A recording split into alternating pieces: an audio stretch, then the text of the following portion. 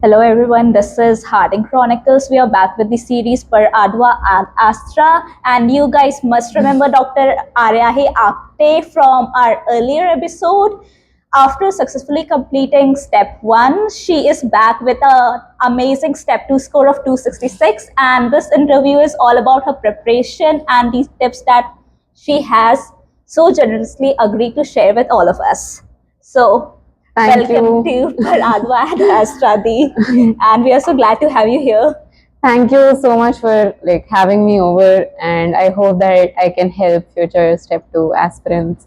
You are always a tremendous help to all of us. The first, since this is our first step 2 interview, Right. and many of us have seen your earlier video. It was a tremendous help, and Thank many you. of us have successfully passed step 1 because of your help and the help of so many seniors. So our first question would be that how important and relevant is step 1 prep for step 2, and how does it impact your step 2 score? I mean, the spectrum of topics for step 1 and step 2 is the same. But I would say that there is not a very significant overlap between the two.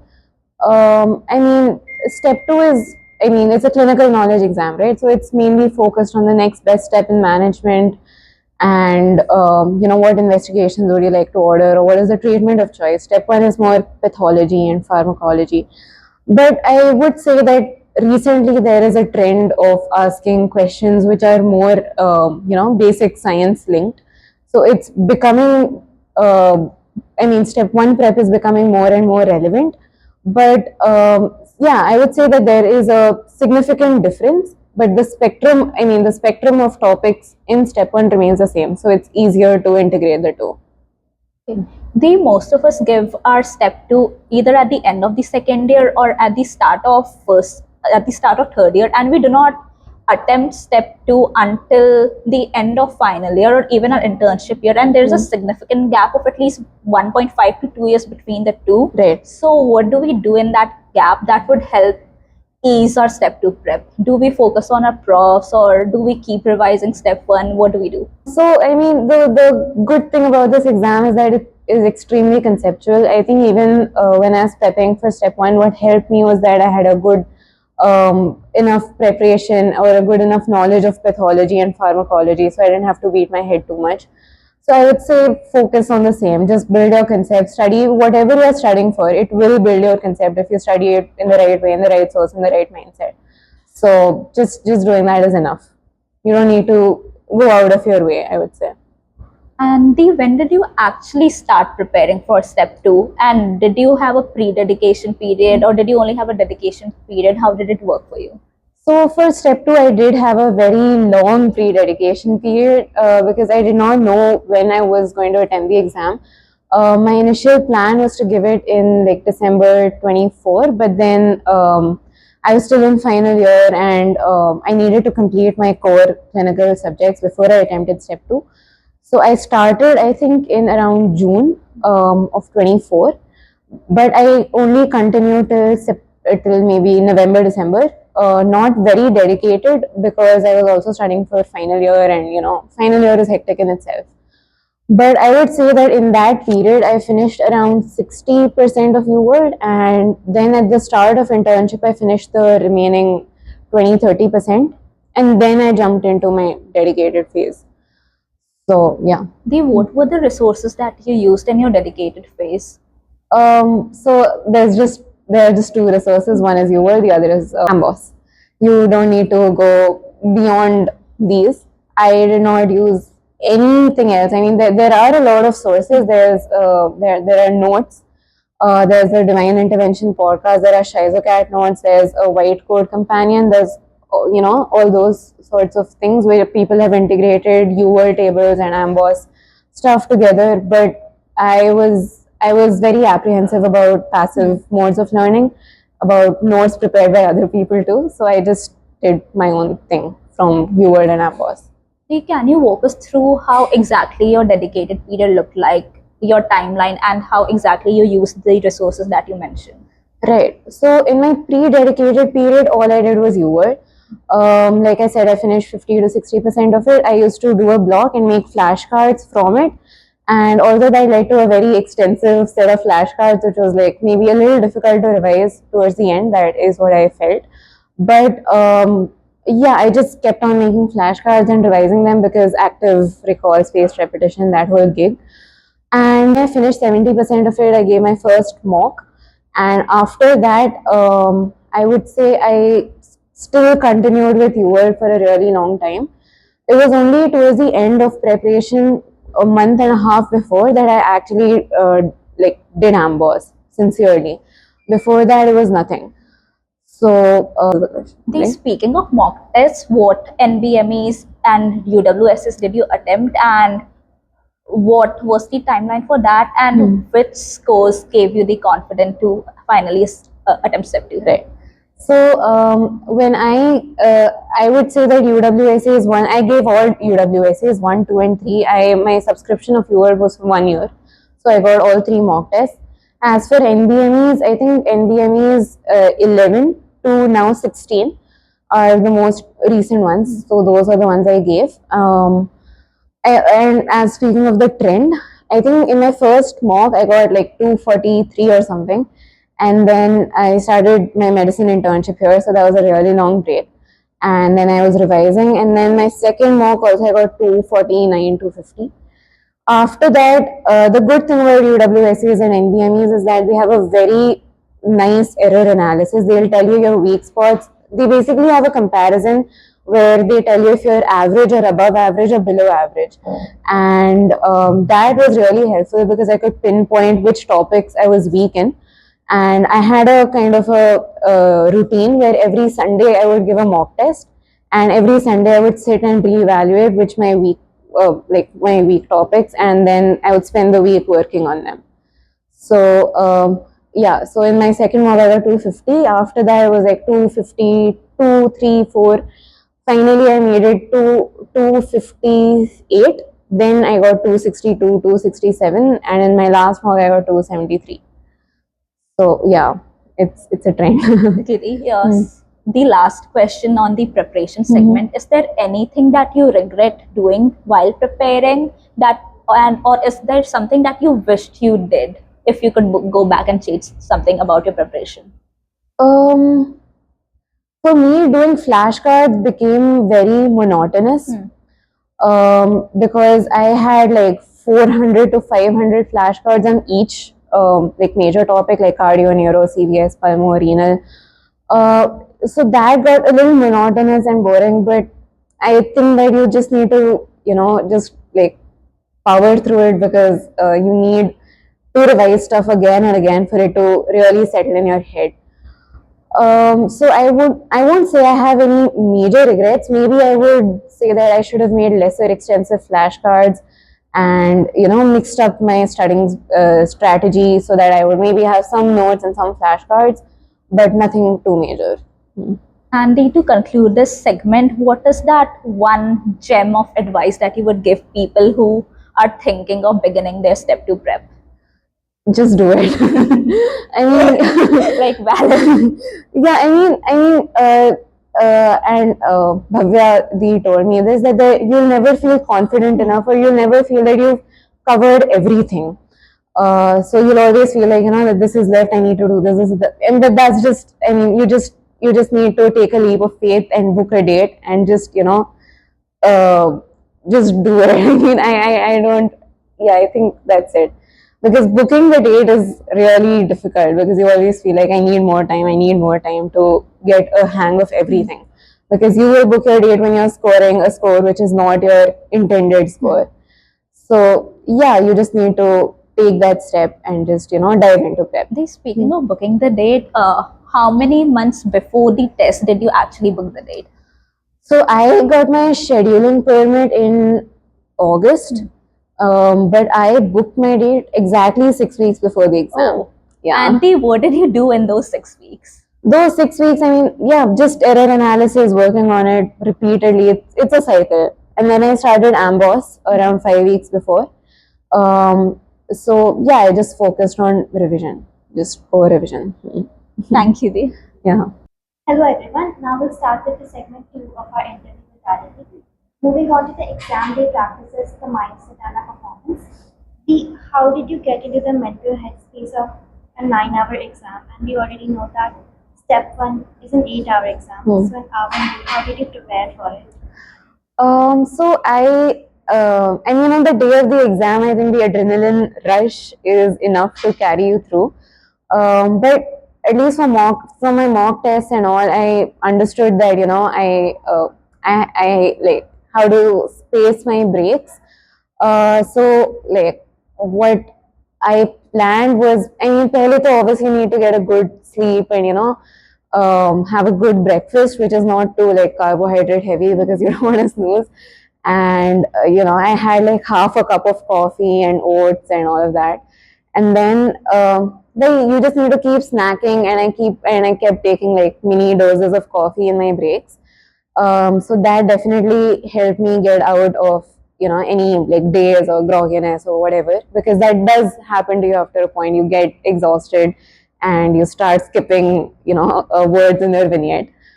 So as for the mental space, I mean, on that day you're just your mind is just a blank. Honestly, in the morning you're just like, yeah, I'm just eating, or I'm just gonna go and give a block. And but I think that's the way to go. I mean, I did not want to pressure. I mean, I did not want any expectation, because I feel like that is when I perform best, when I don't have any expectation from my performance on that day. So I was just like, we'll just go and we'll just, give exams. It's just a game. And yeah, that's it. See, true, it is just it. Yeah. How did you keep track of the blocks and when to take the breaks during the exam? So I had kind of planned it beforehand. I was, I was thinking that I give prof exams for 3 hours, so I can focus for 3 hours well. So I gave 3 blocks back to back, and then I took a 20-minute break, and then I gave 2 blocks back to back. So I was done with 5 blocks and with like 40 minutes to spare. So then I took another 20-minute break, 15-minute break maybe, and then one block, one block, one block. So the start of my exam was pretty powerful, and then I took it slowly after that, because later I felt that later I would need more breaks. Starting with adrenaline rush वगैरह से हो जाएगा. But yeah, before any exhaustion hits, I wanted to give myself more breaks towards the end. And while performing the blocks for this, was there any time where you had a doubt that maybe in the previous blocks you had made a mistake and you contemplated that? Or how did you come out of that Right. block in your head? So basically the first 4 blocks that I gave, they were horrible. They were beyond. They made me question everything. Because I have a habit where if a question takes too long, I used to mark it and move on. Or if I had any doubt, I would just mark it and move on. Like pick the best answer then and just move on. So I had marked like half or more than half of the block in like the first 4 blocks, because they were very difficult and very weird.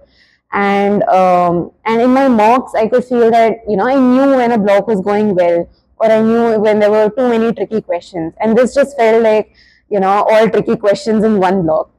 So that had me overwhelmed for a bit. And in fact, there are also questions where you need to mark a question and then you can't go back to that question because the next item is dependent on that answer. And so in that segment, I knew that I had made one question wrong because the next question revealed the answer. But I mean, honestly, the exam was so like engaging that I did not have any time to dwell on what had happened, because each block had its own set of challenges. And yeah, so I was just like, it's a game, just mark and move on, mark and move on, and we'll see. Whatever happens, happens. So yeah.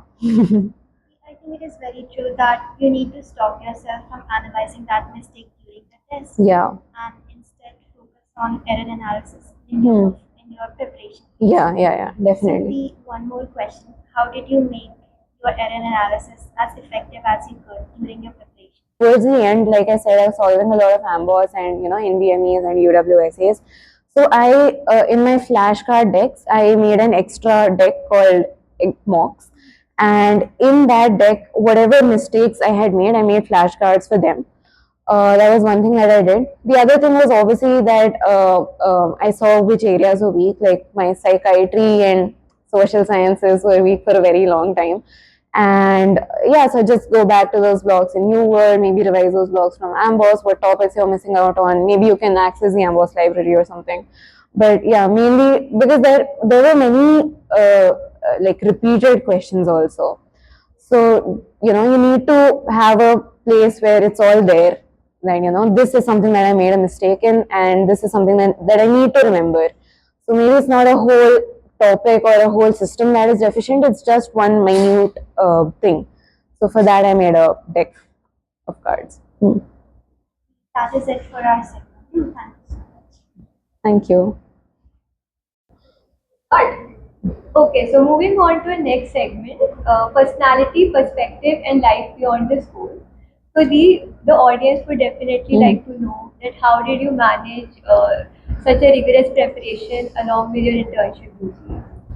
So, I mean, for the pre-dedicated period, I was lucky enough that I had my community medicine posting first. So that did give me a lot of time to finish off whatever I had like pending since final year. Baki, so I took an extension because for your dedicated time, it is very difficult to manage things with internship, and I also had my hectic block in the time period that I wanted to finish step 2 in. So I thought that it's best to, you know, just take some time off and dedicatedly prepare with no other thing on your mind. Because we all, I mean, in internships and in college and here in general, there are a lot of things that, you know, occupy your mind and your time and many personal commitments, many things. So I just found it easier to just, you know, detach for a bit. Yeah. Definitely. We all know that you were the head of the Queering Society 2 years, and you all take so much efforts into making the questions into deep research. So did that question making help you in your preparation, and how did it help? I think that it helped in a way that you know, I wanted to get into the mind of the examiner, like what is the examiner trying to ask. I think that is a very helpful question when you're answering questions, that you know, that you think that say option A is usually seen in this scenario. So although it can, because like, you know, especially inflammatory markers, and there are a lot of investigations which are overlapping for many conditions. So to just think that this is probably the investigation or the next step of choice in this disease, you know, they're trying to hint towards this. So that kind of questioning did help. Yeah, and otherwise, I mean, I think it helps in like reading questions, but that also comes with practice. But yeah, but I think that because of Curious, I had a lot of fun during my preparation. Yeah. Moving on to our next question. So we all have our days of self-doubts and burnout. So can you tell your juniors how did you deal with your mental health in those days? Right. So I think I've already mentioned my like trend of scores, and it was only in the last 3-4 weeks when I could definitely say that yeah, I'm getting a score above 260, which was what I wanted from the start. So in those starting 6 weeks, I mean, yeah, it was very annoying because, you know, usually like I was like, I'm working on this, I'm weak in this, I worked on it, but my score isn't taking as much of a leap. But yeah, I mean, you know, there's nothing else that you can really do than, you know, work on wherever you're weak in and just keep revising. But I think being home and, you know, having an amazing community in college and everything was very helpful, and I would rant and I would, you know, inculcate things in my routine which were different from my preparation. I used to exercise, swim, workout. I had a weekly thing where I would watch an episode or something with my brother or my family or my friends or something. So yeah, those things kept me going in that time, and I, although my scores maybe took a while to pick up, I was more confident around some topics that I was initially very you know, doubtful about, and so that also gave me a sense that, you know, some faith that I should keep going and things will improve. Yeah. Oh, so sweet.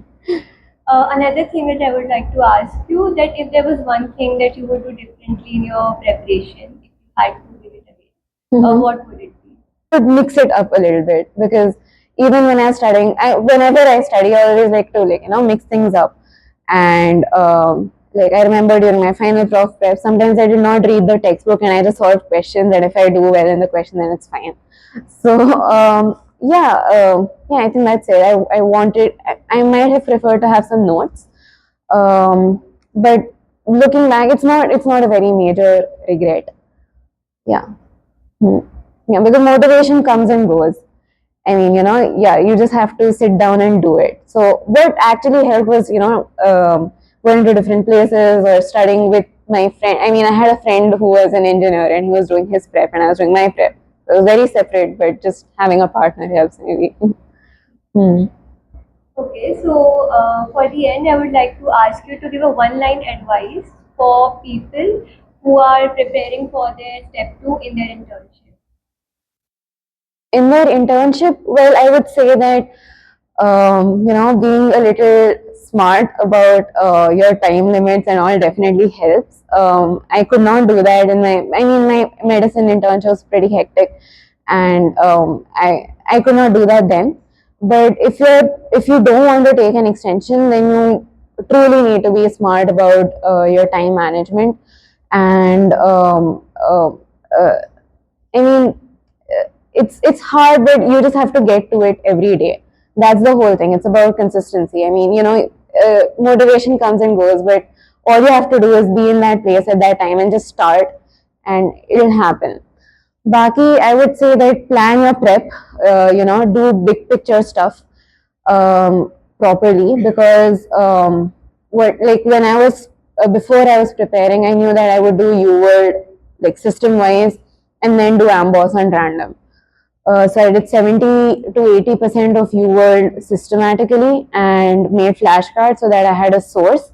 And Amboss I did completely randomly, and I made very random flashcards also for Amboss, and that helped. So yeah, always look at the big picture, analyze, stop, take a moment. That really helps. And yeah, and step 2 prep is really isolating. I mean, when you have your professional exams or NEET PG for that matter, you're always with a group who's going through the same stuff. But step 2 is not like that. It is extremely isolating. So just know that it'll end, and that you just have to spend some time studying and apart from everyone, and that life might take a different course for you. So you just need to bear that in mind. Agreed. Another set of people, what advice would you give to someone with an average NBME score? If you're getting an average score for a really long time, then again, it's time to look at the big picture and see what system or something you need to work on. Just do your error analysis nicely, and that should help. That should help. I mean, there are many things that could go wrong. I mean, error analysis is just a knowledge deficiency, but there's also time management in the exam. There's also the entire mindset component, the way you attempt questions, the way you read questions, the amount of time that it takes you to read, and the pathways. Because I think step 2 is a lot about flow charts and the next best step, and so you need to know where in the flow chart, and so you need to have some things on the tips of your finger, whatever. And so comprehensively figuring out where you're going wrong is something that you need to do then. Yeah. And for someone who is continuously comparing the USMLE journey with their peers? Every journey is very different. I think I know people who have maybe taken much lesser time than I have, and I know people whose dedicated period was like 6 months. So it's a very varied set. I mean, my dedicated period was maybe of 2 months, and that was because I completely detached from my internship. But otherwise, if I was going with it, then I might have taken 3 months maybe. So yeah, everyone's prep is different. Everyone's style is different. I mean, I don't think that a lot of people are as flashcard reliant as I am, or many people prefer to have a place where they can read and understand things that way. So it all depends on you. I mean, I know people who want to build their base from like other sources, maybe textbooks and up to date or Marrow, whatever, and then attempt questions. So it's all on you. It all depends. Everyone's journey is different. So yeah. Okay, totally. Before we end this section, we have a great audience here. So I would like the audience to please raise and put up your questions.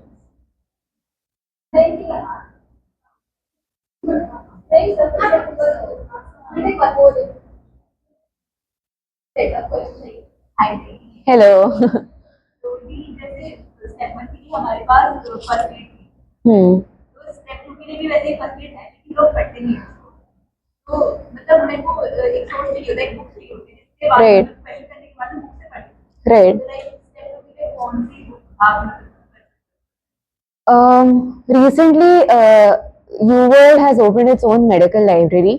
Other than that, Amboss also has a medical library, and both of them are great places to study from. In fact, I think I missed out on this, but ethics and preventative medicine and mainly and biostats. These two topics are given wonderfully in Amboss library, and I think that you need to study those articles comprehensively to perform well in those areas, because they always throw a bouncer.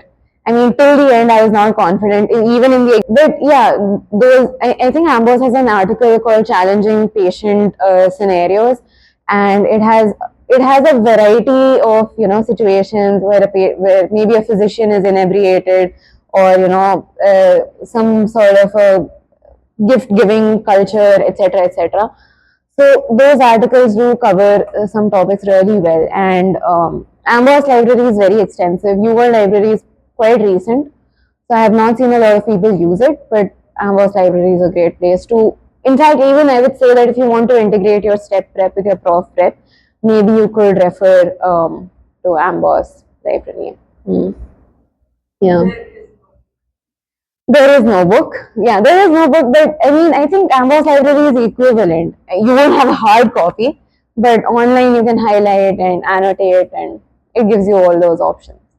and another question about rotation like हमारे college में मैंने कभी देखा नहीं कि internship में लोग जाते हैं मतलब इंटर्नशिप के बाद ही लोग जाते हैं No, the thing about electives, you're talking about electives, right? So the thing about electives is that you need to not have completed your you need to be in your final year of your undergraduate degree to be eligible to apply for electives.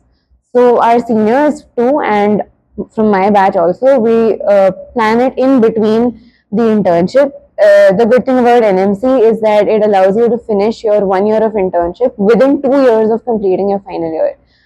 So I would say use that to your advantage and go for electives. Yeah, it's fine. You might have to do your internship with your juniors, but that has its perks. 1 year from internship Yeah. In fact, I have heard that a fellow batchmate from another college, 1 year he's spending entirely in the States, and then he's coming here for the second year.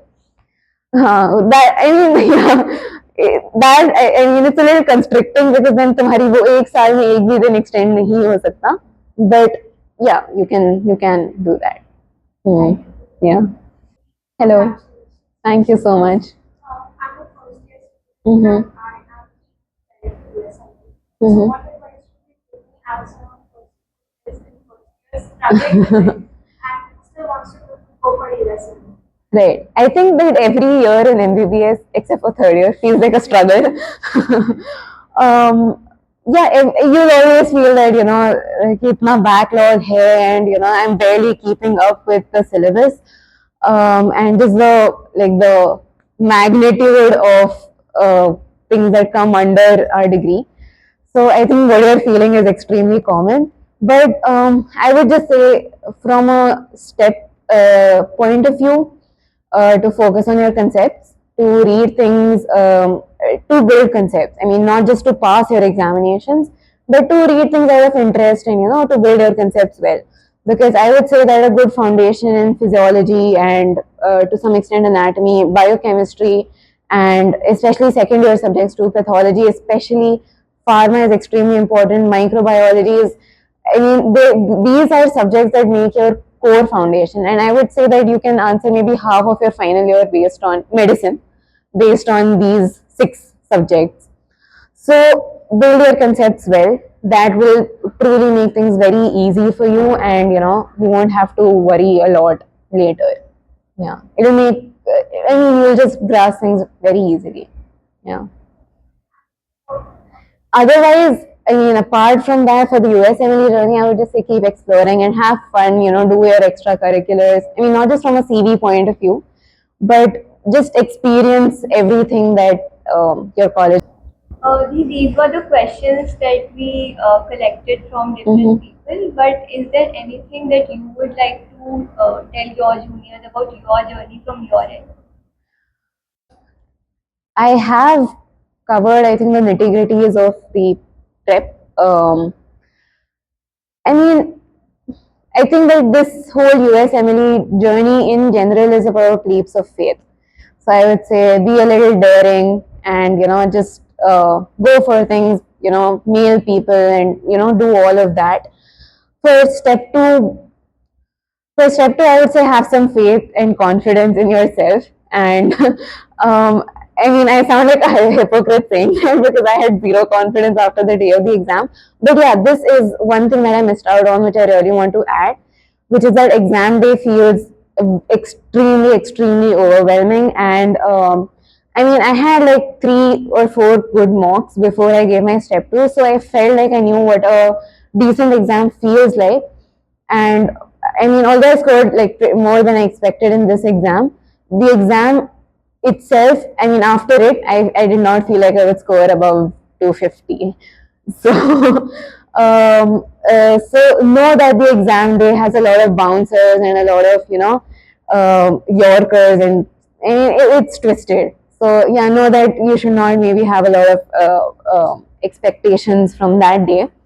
And you should just be in a mindset of giving your best, because honestly through your prep you should have that faith that you have done all you can, and that the rest is in the universe's hands.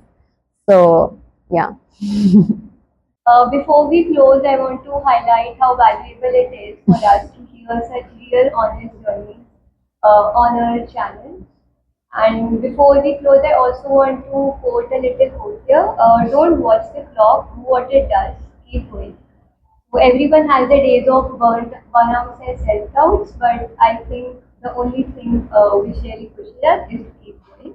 And the entire team of Harding Chronicles want to congratulate you and Thank wish you so all much. the very best for your journey coming ahead. And I hope it is as dreamlike as you want it to be, and you achieve everything that you want to. And this is a very full circle moment for Harding Chronicles to actually interview for your step one, and now we are here for your step two with better and will be continued in the future. And we hope that you continue to give Harding Chronicles opportunities, that we all collect here and listen to your journey ahead. And thank you so much for trusting Harding Chronicles for sharing your journey with us. And with your upgradation, HC also does get upgraded. We started off with an online interview, and now we are here with Google Fight. So it's quite a big upgrade for us. So before we close, I just want to say like, share, subscribe, and also follow Instagram account. Definitely. Yeah. And if you made it to the end of this video, please comment 11 evil eye emojis in the comment section to mark your attendance. Wow. Yeah, thank you so much, Steve, for being here. Thank you so much for having me over. I completely resonate with that quote. Keep going, because I have had my days of extreme burnout where I have, binge watched stuff to no end. And yeah, you'll have your days, but you'll also have your days where you really power through. So yeah, thank you so much.